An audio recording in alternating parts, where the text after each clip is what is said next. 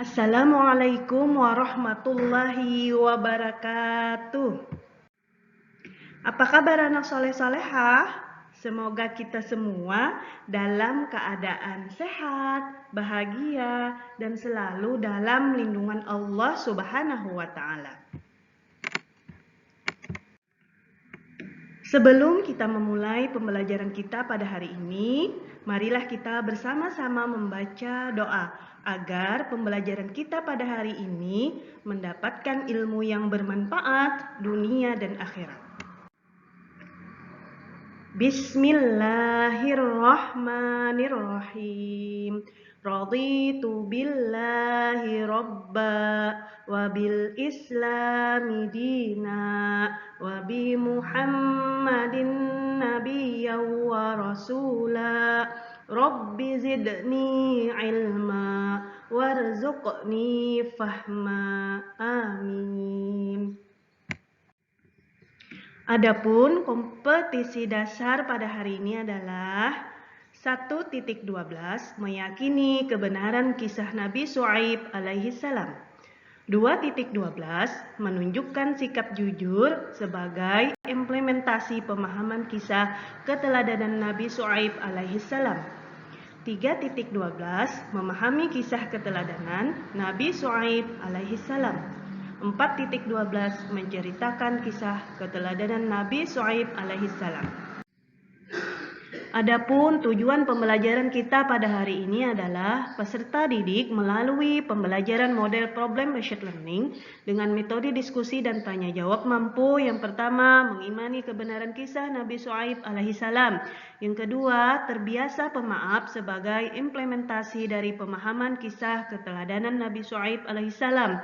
Yang ketiga, menjelaskan kisah keteladanan Nabi Syuaib alaihi salam dengan benar. Yang keempat, menganalisis teladan Nabi Syuaib alaihissalam dengan tepat. Yang kelima, menyajikan kisah keteladanan Nabi Syuaib alaihissalam dengan percaya diri. Ayo kita bernyanyi. Adam, Idris, Nuh, Hud, Salih, Ibrahim, Lut, Ismail, Ishak, Yakub, Yusuf, Ayub, Syuaib, Musa, Harun, Zulkifli, Daud, Sulaiman, Ilyas, Ilyasa, Yunus, Zakaria, Yahya, Isa, Muhammad, sallallahu alaihi wasallam. Kita masuki materi kita pada hari ini, yaitu kisah teladan Nabi Syuaib alaihi salam.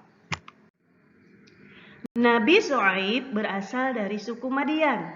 Suku Madian adalah orang-orang Arab yang tinggal di sebuah daerah bernama Ma'an, di pinggiran negeri Syam. Saat ini, Syam dikenal sebagai negeri Syria. Kaum Madian kebanyakan bekerja sebagai pedagang, karena kota mereka tempat persinggahan kapilah-kapilah dagang. Kaum Madian tidak beriman kepada Allah Subhanahu wa Ta'ala. Mereka menyembah berhala. Selain syirik, ada kebiasaan buruk yang suka dilakukan kaum Madian, yaitu suka berbuat curang. Mereka mengurangi takaran dan timbangan jika mereka menjual suatu barang. Allah Subhanahu wa Ta'ala mengutus Nabi Syuaib alaihissalam untuk menyeru mereka supaya menyembah hanya kepada Allah Subhanahu wa Ta'ala, tidak menyekutukannya. Nabi Syuaib alaihissalam melarang mereka melakukan perbuatan-perbuatan buruk.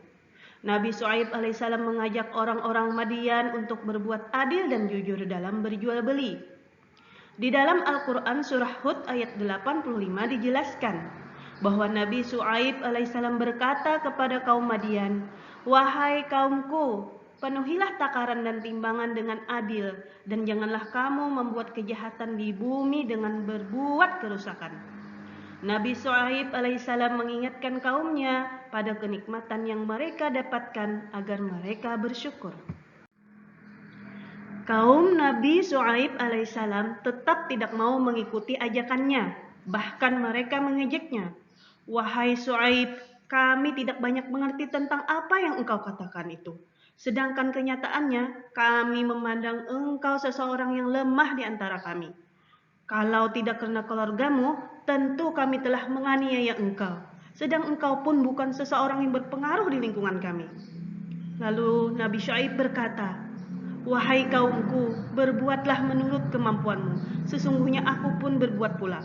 Kelak kamu akan mengetahui siapa yang akan ditimpa azab yang menghinakan dan siapa yang berdusta. Dan tunggulah, sesungguhnya aku bersamamu adalah orang yang menunggu." Kebinasaan kaum Madian. Kaum Madian benar-benar ingkar. Kebenaran telah ditolak dan mereka menentang ajakan Nabi Syuaib alaihissalam. Sedangkan Nabi Syuaib alaihissalam telah bersabar. Nabi Syuaib alaihissalam merasa khawatir terhadap kaumnya akan azab yang menimpa mereka. Maka Allah Subhanahu wa taala membinasakan kaum Madian. Mereka disambar petir yang sangat keras disertai dengan gempa yang sangat kuat sehingga mati. Bergelimpangan kaum Madian dibinasakan dan dijauhkan dari rahmat Allah Subhanahu wa taala karena menolak untuk beriman kepada Allah Subhanahu wa taala. Demikianlah tadi kisah keteladanan Nabi Syuaib alaihissalam. Kemudian diskusikan dalam kelompokmu. Yang pertama, sikap teladan apa yang dimiliki Nabi Syuaib alaihissalam. Yang kedua, bagaimana contoh penerapannya dalam kehidupan sehari-hari. Baiklah, kita tutup pembelajaran kita pada hari ini dengan mengucapkan hamdalah. Alhamdulillahirabbil alamin.